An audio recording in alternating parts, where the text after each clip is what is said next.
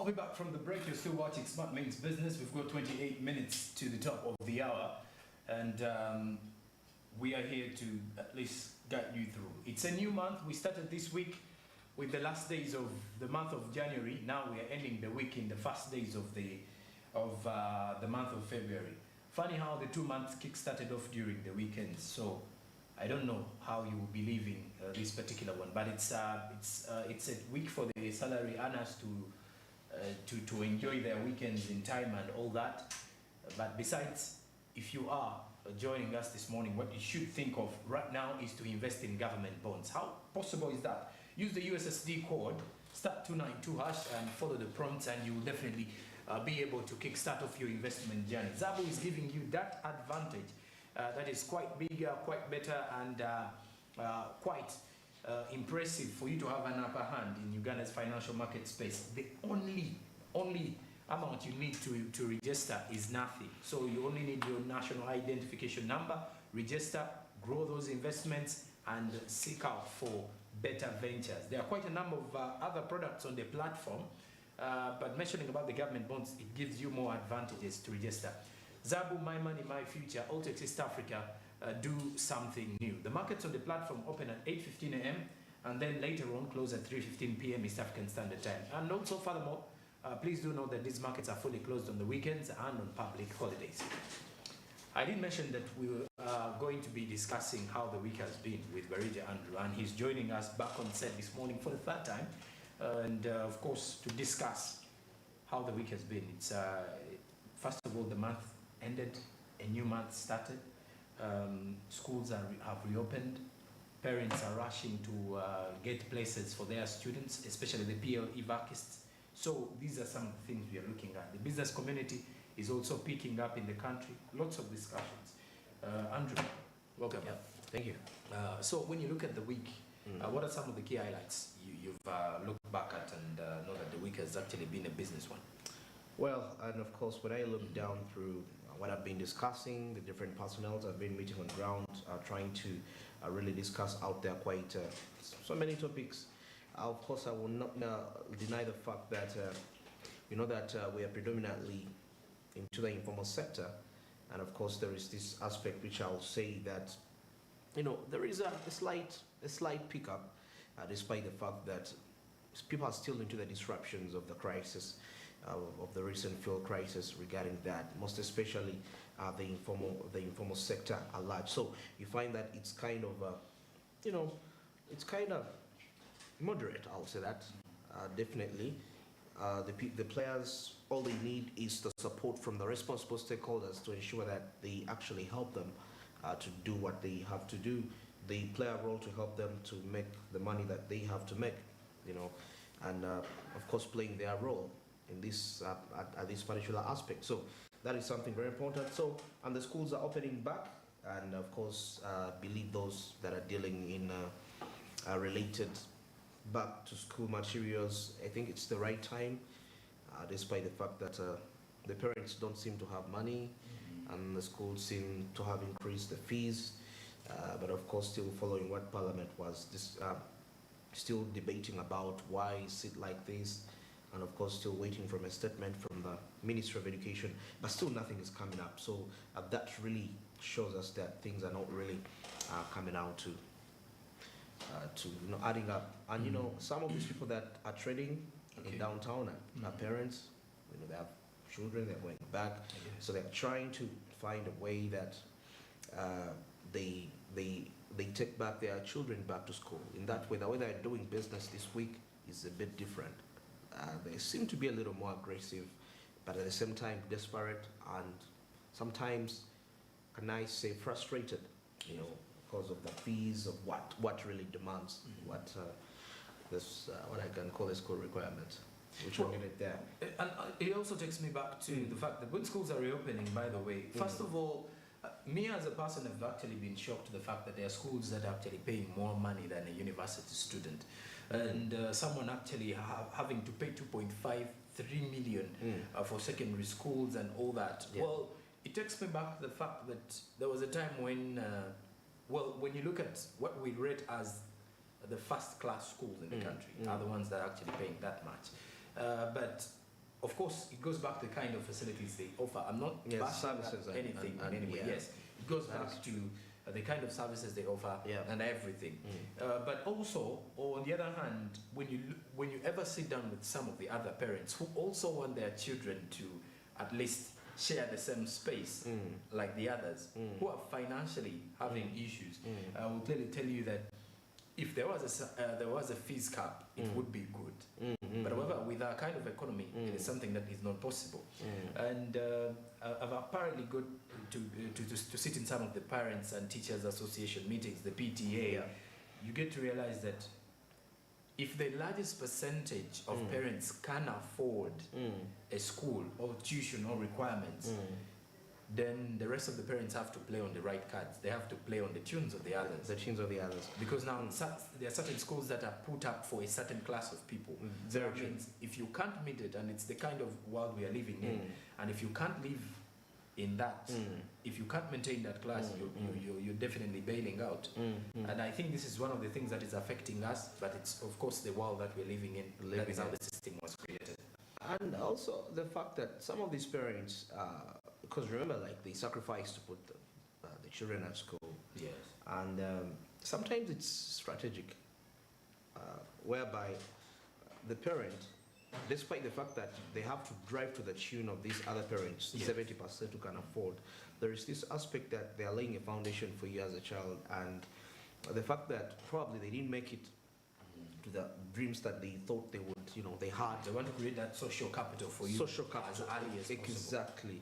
So they are willing to do, so they feel like, okay, it's worth it. It's worth the sacrifice, though it's a hard, strained sacrifice. For them, especially when it comes to the finances. At the finance side of it, because actually you find that you may go to school when they don't have certain requirements, and so many other upkeep, so many more. But of course, the official date for the reopening of schools is Monday, come next week. That is the official. That will be 6th of February. And not only will that be a day, but of course there are some schools who have already reported. Actually, a week before. Yeah.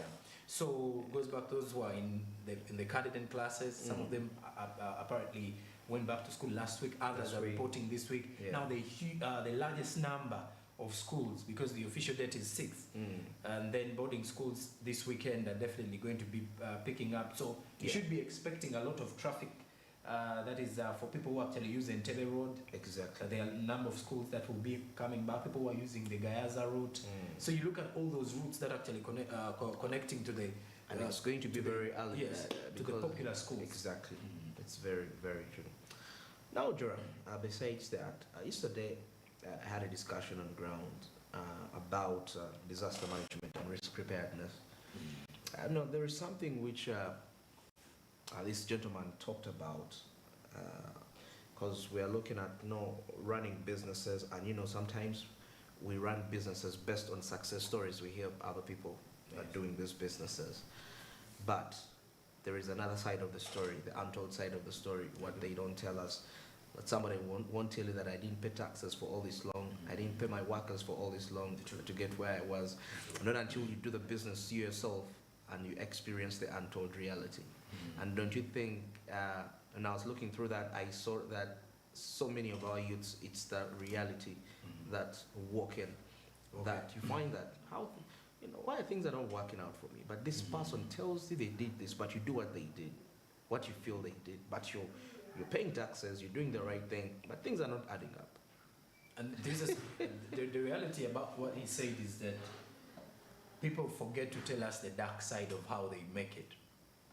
That is in every business story, there's always that dark side. Exactly. That unless you sit down with the owner of the business, is when you're going to at least uncover the behind closed doors that you never knew about anything, because you realize sometimes it is unfair competition. You may be thinking you're doing the exact things, the exact right things, and then you are asking, what is that one thing that you're not doing right? Is it luck? Is it something? But when there is someone who understood the system, exactly, because at the end of the day, you get to realize in some of the books that are being written, people will normally tell you there are some system rules, there are some rules that are meant to be broken, and they're not in written. Yeah, and very, we never very true. advise people to think like that. Exactly. But then you realize because they are not written, they are not supposed to be, because they are illegal in a proper context. And it is not a topic that should be even quite open for people to actually put up there. But for you as an individual, you should think about how to streamline your businesses. It is something that we should do. Streamlining. We should streamline business. Actually, no. A challenge comes in that sometimes we want shortcuts, to life, business shortcuts. I mean, you want to achieve something which somebody achieved for 30, 50 years in 1 year, and probably because by the time this person is telling you their story at 50, it seems sweet. It seems like everything was easy, No, you see, I think it also goes back to our kind of generation. We are believing in things that are possible. However impossible they may look. You get to realize that currently you may find a 23-year-old, a 25-year-old having it better than a 30-year-old. Yeah, very true. Someone starting a business today at 24 and at 27, it is at least a multi-million business or something. He or she's employing. It may not be worth millions, but it can at least sustain that person, or that person can sustain that business for a longevity of around 5 years. However much of the age bracket, however the kind of limits that we have, because currently you find the old generation will tell you we love things faster, we want to get things faster, but if at the end of the day, if you work things out smart and you know how to juggle out with life, they may come faster. Okay, now and even stay. Okay, which is okay. But now let's look at this other side of. I'm looking at generational wealth. The kind of inherited you can transfer. I mean, because sometimes when we do things that come fast, most of them come alongside deals. Somebody tells you, "Hey, I'm trying to juggle around with life, big gig and stuff," and you get money. But the thing is, how will you? Do you have the capability to transfer the way you make that money to your son or to your daughter, and it may be realistic that it will move it? Will your generation be surviving? Will your generation be surviving on deals? Okay, I think that is this is where the upper part. This is where the Indians are quite better than us. Yeah. If you ever sit down with most of the Indians, is that the business owner is the father, and the manager is the son. Now the grandson also comes into the system. Yeah. It is always moving in tradition. And one of the key things about the Indian, for people who have actually got to work with Indians, I would be very honest with you. If you've ever happened to work with Indians, you'll actually bear with me, is that saving is one of the biggest element when it comes to Indian businesses. You are saving. The saving culture is good instilled in their children, or even in their employees. If at all you've got a good kind of relationship with these particular Indian bosses, you'll get to realize that saving is a culture that is part of them. Yeah. Saving, and then also trying to build a business that is supposed to stay. They create a business line that is supposed to so stay. they have to create a rightful channel, whereby if the business started in 2023 and I started it, my son hopefully 2030 or at 2030, by the time my son is up there studying in primary, and then you look at 2040 already getting into college and university, they already know the dynamics of my business. Very. So at the end of the day, you realize this is how the Indians actually, trying to move businesses into generations. I mean, that's the way to go. Your ability to transfer your vision into your person, and in that way, that's when we shall be seeing generation transfer. But the challenge is that everyone starts from scratch. Yes. Yet the fact is that you grow up, your parents telling you, what, I made this, I hustled to make this, you have to get out there.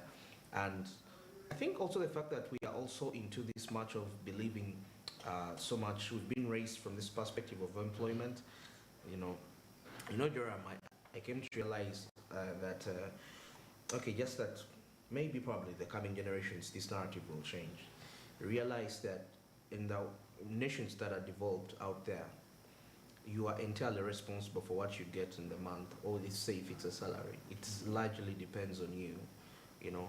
Unlike in Africa, the systems whereby we're raised, you know, to be dependent of sort, you know, Yes. not creating jobs, you know, but to depend to survive, but not the ability for you to survive on your own. Because there are some people that may really be somewhere, and that they may really, you know, they're not even doing anything, they're not adding value to the company, but at the end of the day, that person, of course, will be getting something. Okay, why am I driving this? I'm still driving it back to this whole aspect of getting to understand that when we have this ability to transfer wealth, Yes. you know, to our children, and you tell them that, you know what, the survival of this company is largely dependent on you. So, meaning this child is not going to look up to somewhere else for this company's success. He's going to know that he is responsible for the success. He is responsible for what he's going to get from that. Okay. From that, he's entirely responsible. But that all comes back to us getting back to the facts. You know, shortcuts, well, we like them, but they have repercussions at the end of the day. Oh, all right. Yeah. And of course, that is one of the key aspects of the business world that we had in regards to the discussions, the topics, and of course, the NSSF saga was one of those particular ones. It is still ongoing, and of course, we shall be giving you more details regarding it. Then schools reopening, big topic, big concern, and of course, the entry points for senior one as well were already released, and they were raised apparently. But as we're heading into the weekend, all we should do today is to wish you a good weekend. Please be safe as you're going in for any kind of enjoyments for the business community. We wish you all the best in regards to the kind of profits that you wish to have. Barigi Andrew will be having Smart Tech tonight. I don't know what you're having in tonight's episode. Today we shall be reviewing the digital account revolution.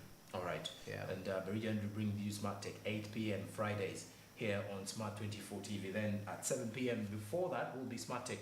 Will be Farm Smart. Yes, Farm Smart. That is with Chris Chitaka Hammond. You'll definitely be getting more from the agri-culture business in Uganda.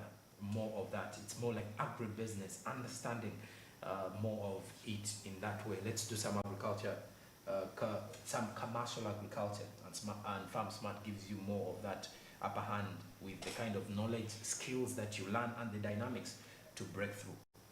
Meanwhile, and in the bulletin tonight, do remember to catch up at 9 p.m. with Ronan Ahawe, Business Today. And then Saturday we shall be having the business lounge. That is a team of the three, Martin Msima, Bronia Katusime, and Samari Nabagale, giving you more from the youth kind of innovation and discussions rotating around. And for the young people, that is a show that you'll definitely be able to look up to. So the weekend is fully sorted for you, the viewers. The point comes in tomorrow, Saturday morning, and giving you more details regarding business as well, and discussions that you should be part of at the end of the day. I'm John Paul Soka, I've been with Barija Andrew, and in the show we had Samla Hanifa breaking in down with the story preview, but we shall be returning Monday with Smart Means Business. It is the 3rd of February 2023, and you should be very optimistic with what is ahead of you. Follow us on our socials: Twitter Smart24TV, Facebook is Smart24TV official, Instagram is Smart24_TV. The website is www.smart24.tv/news for real-time local and international business stories. I'm Jerome Paul Sonko. Have a good day, a blessed weekend. Good morning.